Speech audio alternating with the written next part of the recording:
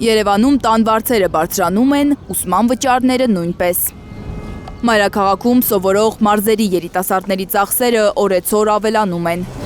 Փողի մասին մտածի ուսանողը, թե սովորելու։ Շատերն են հիմա այս հարցը տալիս։ Շատ ծանր է, որովհետև գալիս են այստեղ, եթե պետքա վարձով մնան, վարձերը թանկացել են, տրանսպորտը թանկացել է, գները թանկացել են, ուսման վարձերը թանկացել են։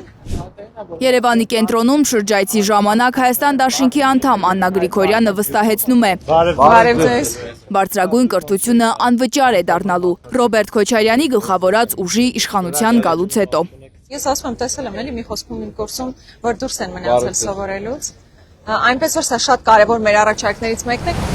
Ուսանողությանը ոգևորում է Հայաստան դաշինքի կրթական ծրագիրը եւ հանդիպումը սիրելի падգամավորի հետ։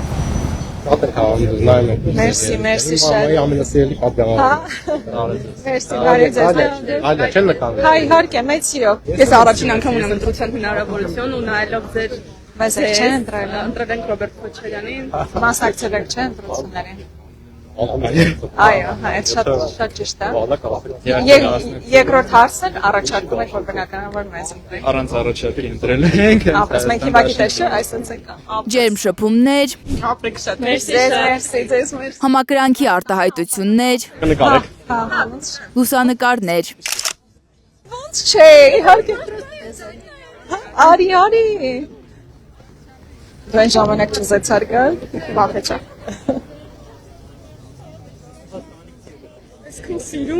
Ապրեք շատ երեխեք ջան։ Արի, քո պաշտպանություններ ոնց ստացած, պաշտպանել ես։ 55 եմ ստացել։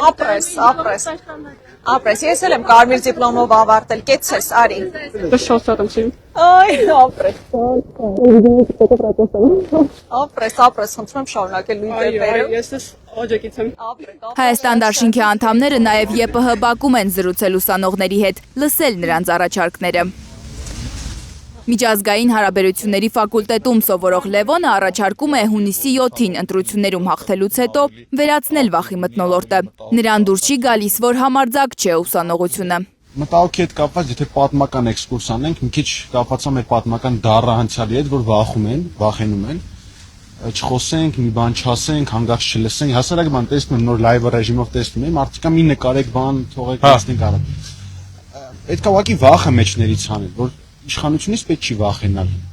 Պետք է իշխանությունից պահանջել, չենք ասում հայոյեք իշխանություններին։ Այդ ցենզուրայի սահմանները բոլորս էլ լավ գիտենք։ Ուղղակի պետք է վախը մեջից անել, դաստիարակել է պետք հասարակության։ Հայաստանը պետք է անվտանգային այնքան հզոր համակարգ ունենա, որ պատերազմով մարդկանց վախեցնելը քվե կորզելու միջոց չդառնա այս կամ այն ուժի համար, ասում է падգամավոր Լևոն Քոչարյանը։ Մենք շատ լուրջ ուշադրություն ենք դարձնելու այդ ամեն ինչի վրա, ոչ թե ձևական է դառնալու, որ հետո քարոզություն անենք, սելֆիներ անենք այդ ամեն ինչի հետ, այլ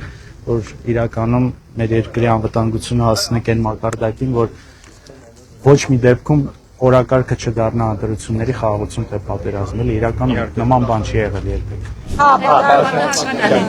Հայաստան դաշինքի անդամները երիտասարդների հետ նաև ճաշել են Մայրբուհի բուֆետում։ Լանա Համբարձումյան, Գագիկ Տեր-Ղազարյան, Հայլուր։